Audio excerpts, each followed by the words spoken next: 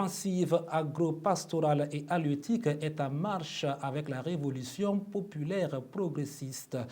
Le gouvernement burkinabé a décidé ce jeudi 5 février au Conseil des ministres de la création de la société Faso Agropole SOFA, un instrument stratégique destiné à renforcer la souveraineté alimentaire nationale, s'inscrivant dans une dynamique offensive de reprise à main des leviers de production agricole. L'État a procédé au rachat des parts privées détenues dans les anciennes sociétés Souroupol et Bagrépol. Cette décision vise à consolider le contrôle étatique et à améliorer la gouvernance des agropoles afin d'optimiser leur rendement au profit des populations. Révolution agropastorale et halieutique, bientôt Faso Agropole pour redynamiser l'offensive alimentaire au Burkina Faso est le thème de cette émission Débrief du Conseil. Une émission consacrée exclusivement à l'analyse des grandes décisions des conseils des ministres. Pour en parler de cette révolution agroalimentaire, je reçois sur ce plateau M. Assamadou Guiré. Il est membre burkinabé de la géopolitique. Assamadou Guiré, bonsoir et bienvenue à cette émission Débrief du Conseil sur Kaziba TV. Bonsoir M. Da et bonsoir à l'ensemble des téléspectateurs et téléspectatrices de la télévision Kaziba TV, la télévision du peuple burkinabé, et bonsoir également au personnel de la télévision Kaziba TV.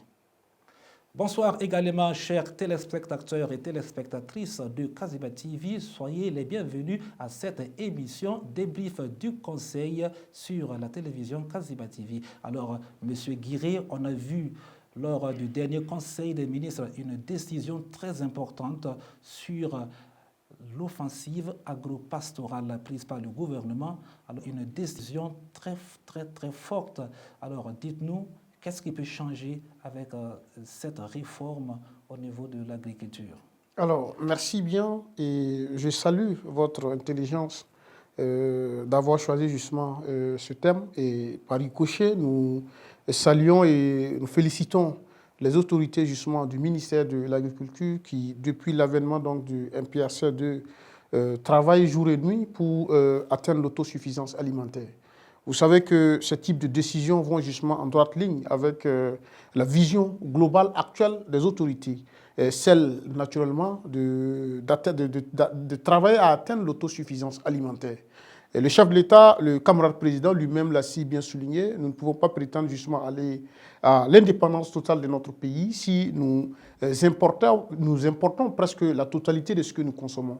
Donc, il s'est réapproprie justement le combat du camarade président Thomas Sankara, qui disait à l'époque, effectivement, sous la révolution démocratique et populaire, qu'il fallait produire ce que nous consommons et consommer ce que nous produisons. Et aujourd'hui, on voit le résultat sur le terrain. Et lorsque on revient justement avec de tels résultats, avec la récupération de Bagrépol et Souroupol, parce que lorsqu'on parle donc de Faso-Pol, cela va justement dans une vision de naturellement créer justement des pôles de croissance agro-silvopastorale. Et vous savez que lorsque vous prenez Bagrépol, lorsque vous prenez Souroupol, ce sont des pôles naturellement qui, au niveau justement du rendement, au niveau justement de la productivité au niveau national, c'est des pôles qui contribuent énormément à la sécurité alimentaire. Et lorsque les autorités décident justement d'avoir le contrôle justement de ces différents points stratégiques donc, de production agro-silvopastorale, cela signifie que l'État qui était justement dans une posture passive au niveau donc, du monde agricole est aujourd'hui dans une posture, dans une logique justement de production de richesses. Aujourd'hui, l'État, le rôle de l'État n'est plus justement d'assister à la production nationale. Le rôle désormais de l'État, c'est de travailler de sorte à être acteur, à être juste productif au niveau national. Et nous ne pouvons que saluer, nous ne pouvons que féliciter et nous ne pouvons que encourager nos plus hautes autorités à continuer toujours dans ces perspectives. Alors, ces deux grosses structures, Bagrépol et puis Souroupol, est-ce qu'il y avait une défaillance quelque part? Parce que si l'État a décidé de racheter les parts privées, cela démontre qu'il y avait une défaillance quelque part. Est-ce que la production était moindre? Alors, vous savez que, nous le disions tantôt, vous savez, la logique économique et la logique structurelle dans laquelle nous sommes aujourd'hui est la logique justement du capitalisme d'État. Vous savez, le capitalisme privé a ses principes et aussi a sa fonction, a ses objectifs lorsque vous vous retrouvez avec de telles initiatives. Aujourd'hui, vous savez que lorsque vous vous retrouvez avec des partenaires privés dans un projet ou du moins dans une initiative, le partenaire privé, son objectif, c'est naturellement se faire des profits. Pourtant, l'État est dans une logique régalienne de répondre à des besoins sociaux, mais aussi travaille justement à ce que on puisse atteindre un certain nombre d'objectifs en droite ligne avec la gouvernance ou du moins avec la politique des plus hautes autorités. Cela sous-entend que, naturellement, si l'État n'a pas la totalité du contrôle d'une initiative quelconque, il se pourrait effectivement qu'il y ait justement donc, des difficultés à agir, ou du moins à investir, ou du moins à avoir certaines initiatives allant dans le sens justement d'atteindre leurs objectifs. Et aujourd'hui, l'État décide justement d'avoir le contrôle de ces deux pôles stratégiques pour le Burkina Faso. Cela vient répondre à un besoin, celui naturellement de travailler de sorte à ce que l'État ait le contrôle. L'État ait naturellement la mainmise sur les structures stratégiques du pays. Parce que Bagrépol est une structure stratégique. Souroupol est une structure stratégique. Et toutes les structures stratégiques sont indispensables, ou du moins sont très importantes pour l'État qui est aujourd'hui au centre donc, de la production de la richesse nationale, mais aussi qui est aujourd'hui au centre donc, des préoccupations dans le sens où l'État aujourd'hui travaille à répondre aux besoins réels du peuple burkinabé. Alors, on a vu la population du Burkina Faso à plus de 80%, une population agricole à plus de 80%. Alors, qu'est-ce qui cloche à ce niveau? On n'arrive pas à atteindre l'autosuffisance alimentaire. Depuis, de par les expériences du passé, les régimes politiques se sont succédés avec plusieurs réformes, mais on n'y est jamais arrivé. Est-ce qu'avec ces réformes que prend en tout cas le gouvernement burkinabé, est-ce qu'on peut espérer? Nous estimons que, vous savez, aujourd'hui, les autorités burkinabées sont dans une vision et ont des objectifs. Et aujourd'hui, lorsque vous prenez les chiffres justement du ministère de l'Agriculture, on voit justement le résultat de la campagne agricole précédente. Et ça, c'est un fait. Et l'autre fait également, avant cette initiative, il y a eu justement le lancement de cette opération de curage de plus de 100 barrages cette année. Et il faut dire que nos plus hautes autorités ont un objectif, celui d'atteindre à l'autosuffisance alimentaire. Il y a d'ailleurs une initiative présidentielle dédiée justement à la question. Et vous nous posez la question à savoir pourquoi justement par le passé, on avait, parce que lorsque vous prenez Bagrépol, ce n'est pas sous le camarade capitaine Ibrahim Traoré que cette initiative a eu lieu depuis justement des décennies, je crois bien 2006 ou 2008, si je me souviens très bien. Mais toujours est-il qu'il y avait ce manque de volonté au niveau donc, des autorités à l'époque.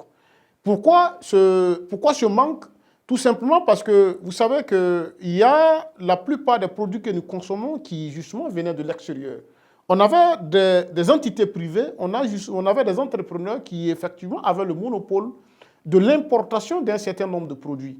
Je vous pose la question à savoir, est-ce qu'aujourd'hui, si le Burkina Faso arrive à atteindre l'autosuffisance au niveau justement de la consommation du riz, et cela naturellement va créer des déficits, ou pas des déficits, mais cela va créer justement des problèmes économiques pour certains entrepreneurs.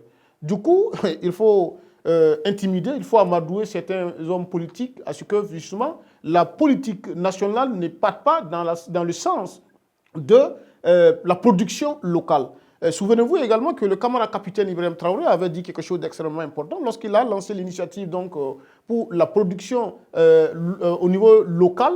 On a vu des entrepreneurs, naturellement, qui avaient la capacité, qui avaient la capacité de produire localement, mais qui étaient contre. Tout simplement parce que ces entrepreneurs, ayant justement des privilèges, ou du moins ayant justement pouvant se faire des milliards sur la spéculation sur un certain nombre de produits agricoles, préféraient Comme le Burkina Faso continue toujours dans l'importation du riz, dans l'importation d'un certain nombre de produits. Dans une dépendance des populations. Effectivement, pourtant aujourd'hui, le Burkina Faso est dans une logique où il faut que nous puissions être à mesure d'être capables de produire un certain nombre de produits. Parce que quand on parle de la souveraineté justement doit se manifester dans tous les domaines de la société. Rappelez-vous, lorsque le monde avait connu la crise du Covid-19, on a vu que pendant que certains pays avaient la possibilité ou du moins la capacité de nourrir leur propre population, au niveau des États africains, certains étaient obligés d'aller justement au niveau donc de certaines nations pour commander du blé et commander un certain nombre de produits. Tout simplement parce que, de par le passé depuis 1960, certains gouvernements n'avaient pas justement eu l'initiative de l'anticipation en ayant justement ce type d'initiative que nos autorités ont aujourd'hui, celle de travailler de sorte à booster la production locale, booster justement un certain nombre d'initiatives comme Bagrépole et comme Souripole. Tout simplement parce que, étant dans une situation donc de favoritisme en laissant certains entrepreneurs avoir le monopole de l'importation d'un certain nombre de produits. Le travail aujourd'hui, pour nos plus hautes autorités, c'est de travailler de sorte à ce que, même si le monde entier était, le théâtre ou du moins était confronté à un certain nombre de difficultés, que les Burkinabés eux-mêmes puissent produire et consommer et être capables justement de produire ce qu'ils consomment. Et aussi être en mesure de ne pas aller justement se lamenter au Conseil des Nations pour avoir un certain nombre d'éléments nécessaires à la consommation des populations burkinabées. Alors, avoir le contrôle de l'agriculture dans son pays, c'est être autonome. Alors, comme le disait le père de la Révolution, Thomas Sankara, à l'époque, l'impérialisme se trouve dans vos assiettes. Alors, c'est ce à quoi notre gouvernement veut en venir. Oui, incontestablement. Et vous savez, il y a une logique dans toutes les initiatives prises naturellement par nos plus hautes autorités. Aujourd'hui, on parle de l'initiative présidentielle pour l'autosuffisance alimentaire qui aujourd'hui est saluée par l'ensemble donc de Burkinabé, du peuple burkinabé. Et vous savez, lorsque vous prenez toutes les grandes économies au monde et l'histoire justement de l'industrialisation, on le sait tous, prenez la première industrielle, vous verrez effectivement que l'industrie, pour le développement industriel, il faut partir justement de la production agricole. Et c'est le secteur primaire qui justement essaie de booster le secteur secondaire. Et vous ne pouvez pas arriver justement à un certain niveau d'industrialisation si au niveau donc de l'industrie agroalimentaire, vous n'avez pas justement une certaine force. Et pour avoir la force au niveau donc de l'industrie agroalimentaire, il faut la production agricole. C'est parce que vous arrivez à produire au niveau donc agricole et vous arrivez à consommer et le reste, vous arrivez justement à transformer la production justement restante. Et lorsque vous arrivez à produire, vous arrivez à transformer la production restante pour exporter, vous êtes dans un processus d'industrialisation. Et à partir de là, naît justement l'industrie lourde. Parce que l'industrie, on ne peut pas sauter d'étape. Il faut passer justement à cette industrie. Ça, c'est un premier élément. Le deuxième élément également est que, comme je le disais, nous sommes aujourd'hui face à un défi, celui d'être en mesure de nous nourrir nous-mêmes. Allez-y, vous prenez des pays justement comme la Thaïlande, vous prenez aujourd'hui des pays comme la Chine-Taïwan, vous prenez aujourd'hui des pays comme l'Inde, c'est des pays naturellement qui exportent leur riz au niveau donc de la plupart des États africains. Pourtant, ce sont des cultivateurs là-bas qui cultivent pour l'exportation donc de leurs produits agricoles. Comment se fait-il qu'ils arrivent à atteindre un certain niveau de production jusqu'à exporter, et nous au niveau donc, de nos pays où on a des populations, lorsque vous prenez le Burkina Faso, vous prenez plus de 70% de la population active, elle est agricole. C'est-à-dire que la majorité des Burkinabés vivent justement de l'agriculture. Mais comment se fait-il que dans un tel contexte, avec une telle situation, nous n'arrivons pas à nous nourrir nous-mêmes, nous n'arrivons même pas à produire du riz suffisamment pour naturellement nourrir tout le peuple burkinabé. Cela veut dire qu'il y a des déficits dans un certain nombre de secteurs, dans un certain nombre de domaines. Des déficits qui seront corrigés avec les nouvelles réformes qu'a pris le gouvernement. Alors, on va avancer, on est pris par le temps. Alors, quel sera l'intérêt pour la population avec ces réformes? Alors, ces réformes, l'intérêt, c'est d'abord booster la production locale. Et lorsqu'on booste la production locale, et on accompagne les agriculteurs pour booster la production locale. Cela veut dire que je parlais tantôt de la population active qui est majoritairement agricole. La main-d'œuvre. La main-d'œuvre. Cela veut dire que cela va naturellement créer des emplois au niveau national. Ça, c'est le premier élément. Le deuxième élément également, vous savez, comme je le disais, lorsque vous produisez en quantité et en qualité, vous êtes en mesure de savoir justement qu'au niveau national, vous consommez ce qui naturellement est au contrôle des gouvernants et des autorités. Je vous rappelle qu'à chaque fois, on suit l'actualité. Nos autorités douanières sont obligées justement de contrôler avec la rigueur un certain nombre de produits agricoles qui rentrent sur notre sol, sur notre territoire national. Si nous arrivons à produire suffisamment, nous arrivons justement à avoir de la quantité, on n'aura plus besoin naturellement de faire justement ce travail colossal que nos autorités douanières font au niveau donc des frontières pour l'arrivée ou du moins pour l'importation d'un certain nombre de produits agricoles. Ça, c'est un fait. L'autre fait également, comme je le disais, cela va booster justement notre industrie agroalimentaire. On en voit justement des industries aujourd'hui qui se créent. Depuis donc l'avènement du MPSR2, combien d'usines ont été justement initiées pour la transformation locale? On a des usines de tomates, on a des usines justement de transformation justement d'un certain nombre de produits, que ce soit le blé, que ce soit justement le maïs et ainsi de suite. Et pour que ces industries soient justement alimentées, pour que ces industries soient productives au niveau donc sous-régional et même au niveau mondial, il faudra que nous puissions être en mesure d'atteindre un certain niveau donc, de production locale. Et nos industries, ce sont des Burkinabés qui y travaillent, ce sont des Burkinabés qui ont justement ces industries-là. Donc cela veut dire qu'au niveau économique, cela fera justement entrer des milliards dans la caisse de l'État. Cela facilitera justement la création de plusieurs milliers d'emplois. Et cela également participera au contrôle justement de la santé publique parce que, vous savez, c'est ce que nous consommons qui fait justement, qui conditionne notre santé. Oui. Et nous, si nous consommons presque tout ce qui vient de l'extérieur, il n'est pas évident que nous puissions avoir un certain niveau donc, de contrôle au niveau sanitaire. Et donc, nous estimons aujourd'hui que cela est très stratégique pour nous. Et pour finir effectivement sur cette question, et on sait que lorsque vous prenez la géopolitique mondiale, vous prenez les relations internationales, il y a aussi des chantages liés justement